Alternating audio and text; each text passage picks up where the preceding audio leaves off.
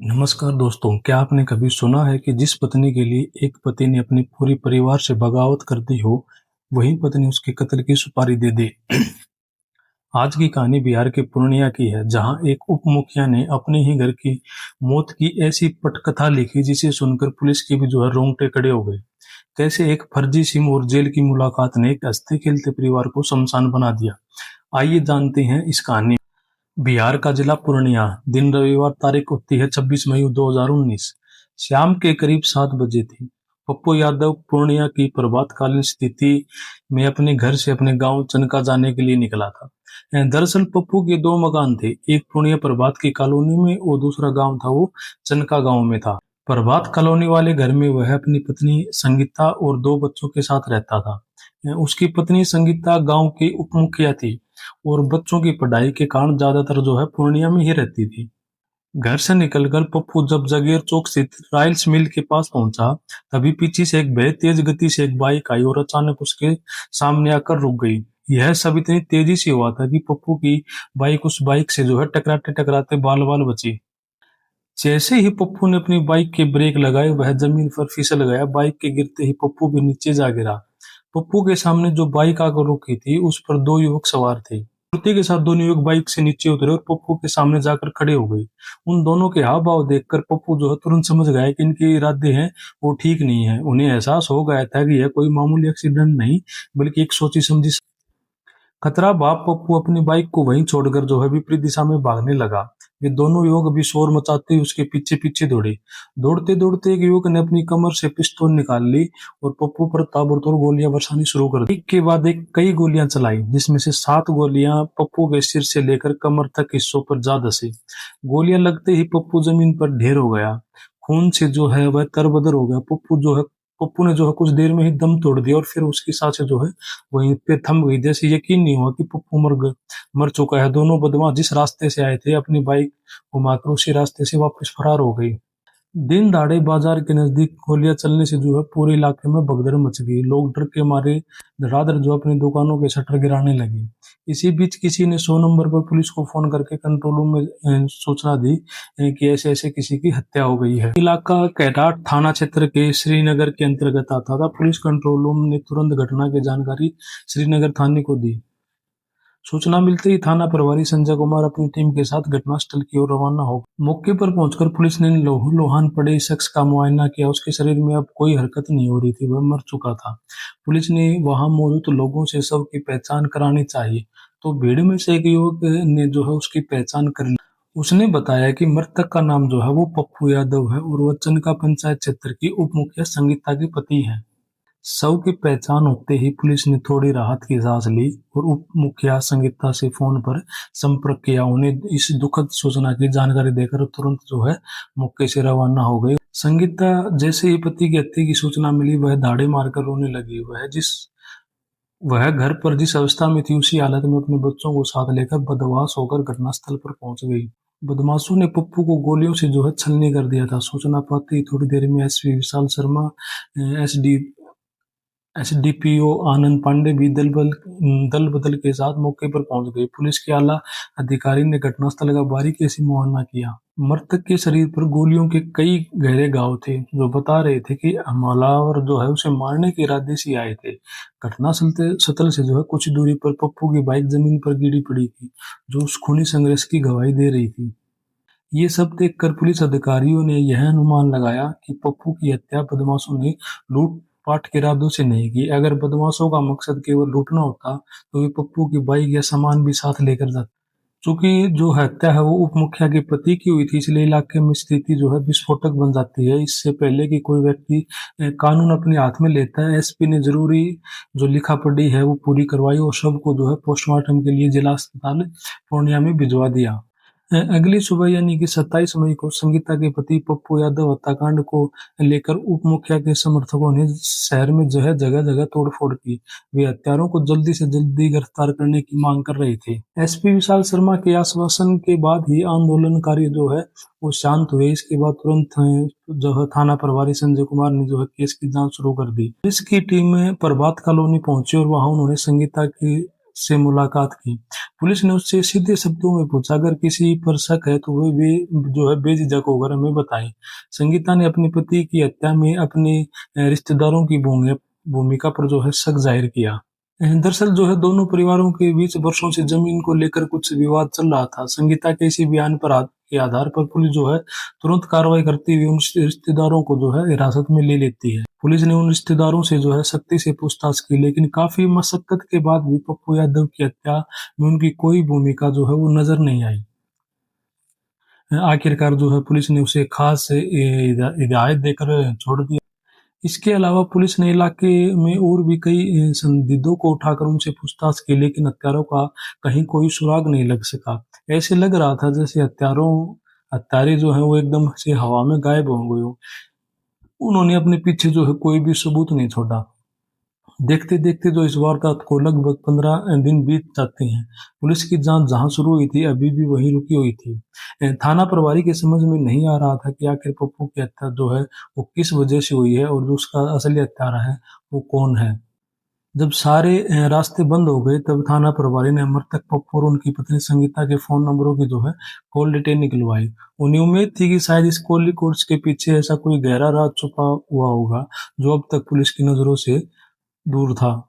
इसके अलावा भी सुराग जुटाने के लिए पुलिस ने अपने मुखबिरों को भी जो है सक्रिय कर दिया था। पुलिस ने पप्पू और संगीता दोनों की कॉल डिटेल को जो है बेहद बारीकी से जब उसका अध्ययन किया ताकि जो है कॉल डिटेल देखते जो पुलिस वो चौंक जाती है। घटना से कुछ दिन पहले और वारदात के ही कुछ दिन बाद संगीता के एक नंबर पर घंटों बातचीत हुई थी। सबसे खास बात यह थी कि पिछले कई दिनों से उस रहस्यमय नंबर पर संगीता की जो है वो लंबी लंबी बात हो रही थी, जो किसी सामान्य जान पहचान से कहीं ज्यादा लग रही थी। ये बातचीत अधिकतर देर रात के समय होती थी और यही बात पुलिस को जो है वो हजम नहीं हो रही थी। पुलिस ने तुरंत उस संदिग्ध नंबर की भी कॉल डिटेल निकलाई और उसकी जो है गहन से जांच शुरू कर दी। जांच में पता चला कि वह मोबाइल नंबर जो है ललन कुमार यादव का है, जो पूर्णिया के ही का ही निवासी था। इस पुख्ता जानकारी के बाद पुलिस ने ललन पर जो है पैनी नजर रखनी शुरू कर दी। गुपचुप तरीके से ललन के बारे में एक एक जानकारी इकट्ठा की जाने लगी। उसका संगीता से क्या रिश्ता है और वह वहाँ क्या करता है। जांच में यह चौंकाने वाला तथ्य सामने आया कि ललन यादव उप मुखिया संगीता का जो दूर का रिश्ते का देवर लगता है। वह संगीता के प्रभात कॉलोनी स्थित घर पर अक्सर आता जाता रहता था। इसी दरमियान दोनों के बीच जो है नजदीकियां बढ़ी और दोनों एक दूसरे के प्यार में गिरफ्तार। पुलिस को तब और भी ज्यादा हैरानी हुई जब जांच में पता चला कि ललन यादव ने वारदात से ठीक 2 दिन पहले संगीता के बैंक खाते से 1 लाख रुपए निकाले थे। अब शक की पूरी सुई पूरी तरह से इन दोनों के इर्द गिर्द घूमने लगी थी। पुलिस के लिए यह साफ था कि वह सिर्फ एक हत्या नहीं बल्कि एक सोची समझी साजिश है। ये रुपये संगीता ने ललन को नई बाइक खरीदने के लिए दिए थे। इससे पुलिस को पूरा जो है यकीन हो गया पप्पू हत्या में मृतक की पत्नी संगीता और उसके प्रेमी ललन का जो है वो 100%। पुलिस ने जब दोनों के घर पर दबिश दी तो दोनों ही घर से फरार मिले। अब पुलिस के लिए है और भी ज्यादा साफ हो गया और उनको सबूत मिल चुका था कि कत्ल की जो है स्टोरी है इसी घर के अंदर लिखी गई थी। पप्पू यादव हत्याकांड को जो है धीरे धीरे 3 महीने बीत चुके थे। इसी दौरान मुखबिर ने पुलिस को खबर दी कि पप्पू की हत्या मुंगेर जिले के दरियापुर के रहने वाले शार्प शूटर संतोष चौधरी और उसके साथी निशांत यादव ने की थी। शार्प शूटर संतोष चौधरी का नाम सामने आते ही पुलिस चौंक गई, क्योंकि संतोष एक कॉन्ट्रैक्ट किलर था। पैसे लेकर हत्या करना जो है उसका काम था। मुंगेर सहित बिहार के कई जिलों में उसके खिलाफ हत्या और हत्या के प्रयास के जो है कई मुकदमे दर्ज थे। वह पुलिस को चकमा देने में माहिर था। जिले के कई इलाकों में बड़ी घटनाओं को अंजाम देने के बावजूद वह केवल जो है 2 बार ही जेल गया था। पुलिस संतोष को पकड़ने की योजना बना रही थी कि 31 अगस्त 2019 को शाम को मुखबिर ने थाना जो संजय प्रभारी सिंह है उसको एक सूचना दी, जिसे सुनते ही उसकी जो है आंखें खिल उठी। सूचना यह थी कि पप्पू यादव हत्याकांड को अंजाम देने वाला जो शार्प शूटर संतोष चौधरी है अपने दोस्त निशांत के साथ किसी नए टारगेट को पूरा करने के लिए अगली सुबह यानी कि 1 सितंबर 2019 को आ रहा था। मुखबिर की सूचना पर जो थाना प्रभारी संजय कुमार सिंह थे उसी रात संतोष और निशांत को गिरफ्तार करने की जो रणनीति है वो तैयार कर लेते हैं। उन्होंने इस मिशन को जो इतना गुप्त रखा था कि टीम के 7 सदस्यों के अलावा 8 को तो खबर तक नहीं लगने दी थी। 1 सितंबर 2019 की सुबह थाना प्रभारी संजय कुमार सिंह अपनी टीम के साथ खुट्टी चौकी के पास सादे कपड़ों में दोपहिया जो वाहन होते हैं उसकी चेकिंग में जुट गए। मुखबिर बदमाशों का ने जो था वो यहीं से आना बताया था। सुबह 8 बजे के करीब दो युवक अपाचे मोटरसाइकिल पर चौकी की ओर आते दिखाई दिए।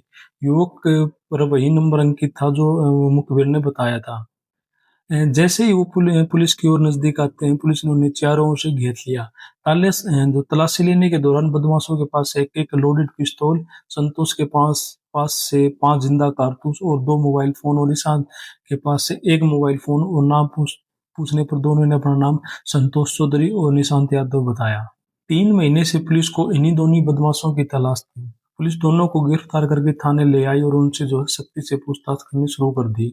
दोनों ने अपना अपना जो है अपराध जो था वो सब स्वीकार कर लिया। शूटर संतोष चौधरी ने पुलिस को बताया कि पप्पू की हत्या के लिए उसकी पत्नी संगीता देवी ने ललन यादव के जरिए 5 लाख रुपए की सुपारी दी थी। एडवांस के तौर पर ललन यादव ने उसे 1.25 लाख रुपए दिए थे और बाकी रुपए जो है काम हो जाने के बाद देने का वादा जो उन्हें अब तक नहीं मिले थे। उसी दिन मुखबिर की सूचना पर पुलिस ने जो है ललन यादव को भी गिरफ्तार कर लिया। पुलिस ने ललन का सामना जब संतोष चौधरी से कराया तो उसके होश उड़ गए। आखिरकार उसे भी अपना जो है अपराध स्वीकार करना पड़ा। पुलिस को सब कुछ बता दिया। उसने अपनी प्रेमिका संगीता के इशारे पर पप्पू की हत्या का प्लान बनाया था। पप्पू की हत्या का खुलासा हो चुका था। तीनों आरोपी ललन यादव, संतोष चौधरी और निशांत यादव से पूछताछ के बाद पप्पू यादव की हत्या की जो कहानी थी वह कुछ इस प्रकार से थी। 35 वर्षीय पप्पू यादव मूल रूप से पूर्णिया जिले के श्रीनगर थाना के क्षेत्र चंका गांव का रहने वाला। 3 भाई बहनों में पप्पू जो है वो सबसे बड़ा था। धन दौलत और खेती बाड़ी से मजबूत पप्पू मिलनसार और मेहनती था। उसने अपनी मेहनत के बलबूते पर पैसा भी कमाया था और रुतबा भी कमाया था। ये बात सन 2007 की है। आते जाते पड़ोस के गांव की संगीता से जो है पप्पू की आंखें लड़ गई थी और दोनों का प्यार बढ़ा। तो 31 जनवरी 2008 को उन्होंने जो है भागकर पहले मंदिर में और फिर कोर्ट में शादी कर ली।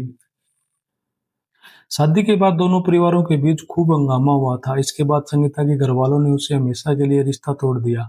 हालांकि पप्पू के घरवालों ने संगीता को बहू के रूप में जो है स्वीकार कर लिया था।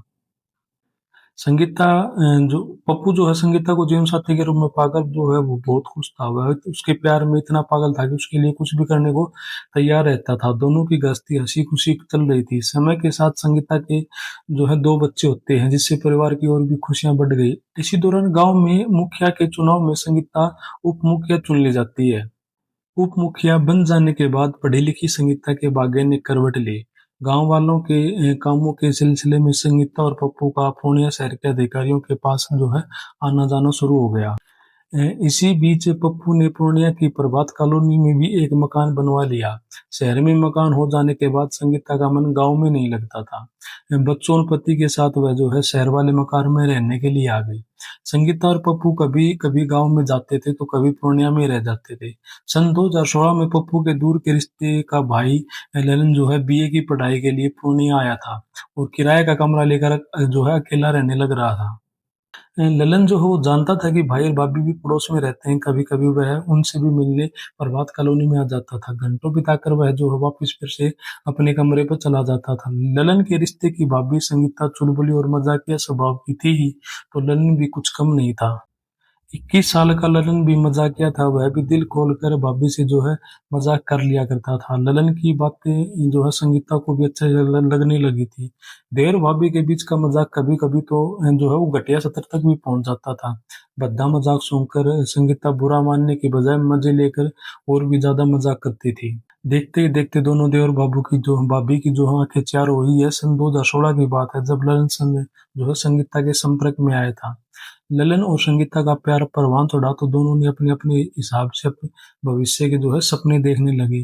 2 बच्चों की मां संगीता यह भूल गई थी वह किसी की पत्नी है।